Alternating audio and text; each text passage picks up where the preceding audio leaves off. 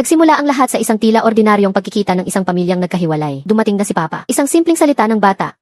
Ngunit tayong matatanda ay nakakaramdam ng kirot sa puso. Dumating ang ama, may dalang mga regalo, gamit sa pag-aaral, pati na rin ang suporta sa pera. Mukha siyang matagumpay, magalang at may kasamang bagong asawa. Laking gulat ng lahat nang sabihin niyang bumili siya ng bahay sa pangalan ng dating asawa, malapit sa paaralan ng anak nila. Tumanggi ang dating asawa, paano ko mabibili yan sa maliit kong sweldo, ngunit sa huli, para sa anak, tinanggap niya ito. Nagpaalam ang mag-ama, nakiusap ang bata, Papa, pwede ka bang magtagal pa? Nangako ang ama, sa susunod na linggo. Ilalabas kita. Ngunit marahil hindi alam ng bata, na walang susunod na linggo. Pagkatapos ng pamamaalam, naging tahimik ang ama. Nagtanong ang bagong asawa, paano mo nagawang iwan sila? Sagot niya, nalugi ang kumpanya. Baon ako sa utang. Gusto ko lang itago ang lahat, panatilihin ang mabuting imahe ko sa kanila. Ibinenta pa niya ang huling sasakyan para ipasweldo sa mga empleyado.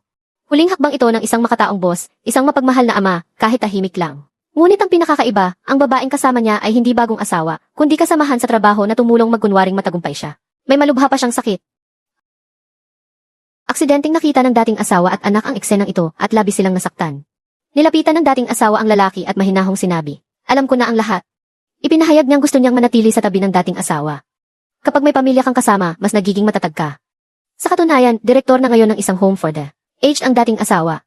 Hindi siya nagtanim ng galit, bagkus iniabot niya ang A-Fit card na may 1,000,000 yuan at ang bahay para muling makabangon ang kumpanya. Sama-sama tayong magsikap para lumaki ang anak natin sa isang mapagmahal na kapaligiran. Napaiyak ang ama, nagtanong, pwede mo ba akong bigyan ng isa pang pagkakataon? At sagot niya, ang mahalaga ay ang kasalukuyan at kinabukasan natin. Isang pagtatapos na puno ng pag-asa at pagmamahal. Ang hindi pagiging taksil, hindi lang ito pangako sa iba, kundi pangako mo rin sa sarili. Huwag mong talikuran ang pagmamahal, huwag mong talikuran ang responsibilidad. At huwag mong kalimutan ang nakaraan. Hanggat kaya pang magpatawad, may pag-asa pa ring magsimula muli ang pag-ibig.